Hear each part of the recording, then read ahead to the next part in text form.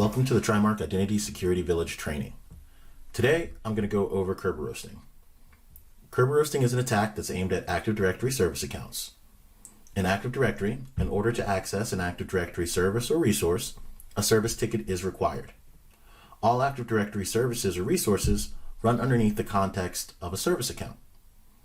A service account in Active Directory is any account that has an attribute known as a service principal name. The service principal name is how a client locates that service and is able to request a service ticket to access the service or resource. When a client requests a service ticket, the service ticket is encrypted using the hash of the service account's password. So what Kerberoasting is in a nutshell is capturing the hash from a service ticket and attempting to crack it. So let's take a look at that. As an attacker, one of the first things they may do, if they're on a Windows machine in your environment, is to do a little bit of enumeration. So one of the first things you're going to look for is accounts that have service principal names that are associated with them. You also may look at group membership to see if any of them are in any privileged groups, as well as password last set and password last logon.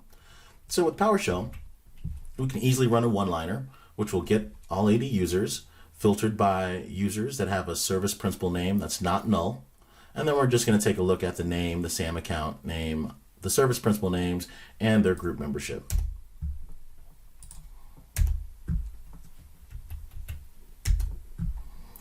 So here we can see their names, SAM account name, service principal name, as well as member of. All of these happen to be members of the domain admins group, which is something that an attacker would love to see. Obviously, in a production environment, you're hopefully not going to see this many service accounts that are domain admins. You want to make sure that your service accounts are limited to only the permissions that they need. So again, in order to launch this type of an attack, you just need to be a standard user, no special permissions required. And I'll just go ahead and do a get 80 domain just to verify. Our domain name is dragon.corp. Okay, so I'm going to use the impacket framework today.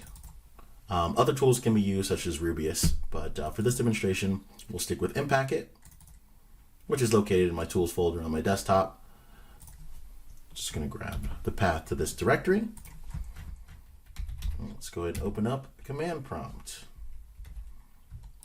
We'll change over to that directory.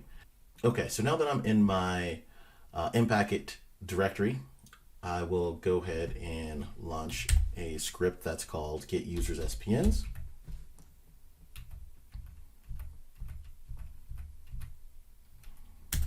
I need to specify my domain. That's dragon.corp. I need to specify the user as well as the user's password. It's password123. And here we're able to see a very similar list of what we saw before. SPNs, the usernames, the group membership, and here this impacket script actually brings in the password last set as well as the last logon time. I'm going to clear this out for now. So same command, but at the end of this, I'm going to add request. And what this is going to do is it's going to take it a step farther. So at the top, we still got back the same thing that we saw earlier. We saw the list of users, their SPNs, and now down here, we're actually seeing the hashes.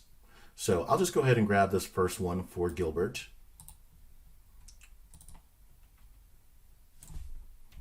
And I'm going to open up Notepad and copy it in there.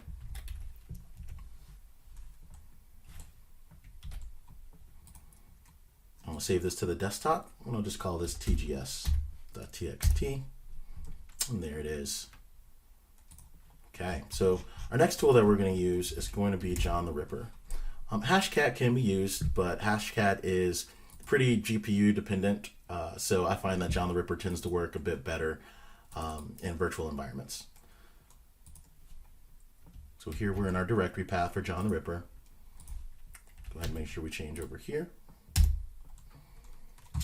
And we'll put in our command. So specify for John to run.